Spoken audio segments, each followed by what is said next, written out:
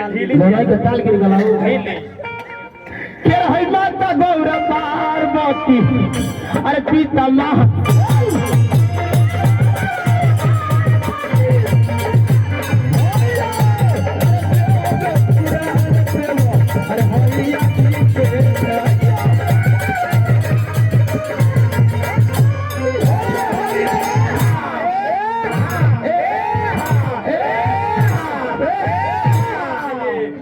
जाता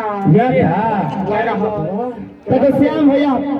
नाना प्रकार के बातों बोल रहे मीठे मीठ से बोल रहे हैं बबुआ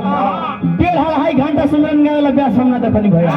अतना तो मालो बेरु समय ना खींचा के भाव का 3 महीना पे बकरी में भी आई लागत राजा राजा ए बबुआ हां परिधि सीधी के सुमरन ला बड़ी सेवा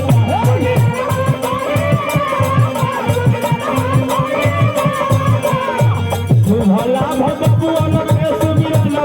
बड़ी सेवा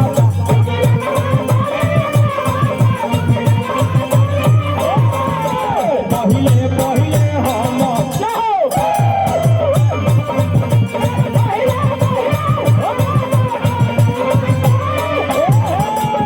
पहिले पहिले हमार कबूल करी मेरा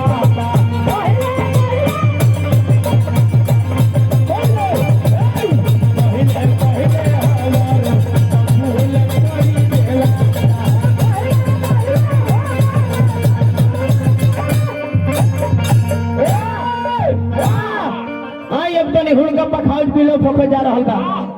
तनी ओकरा के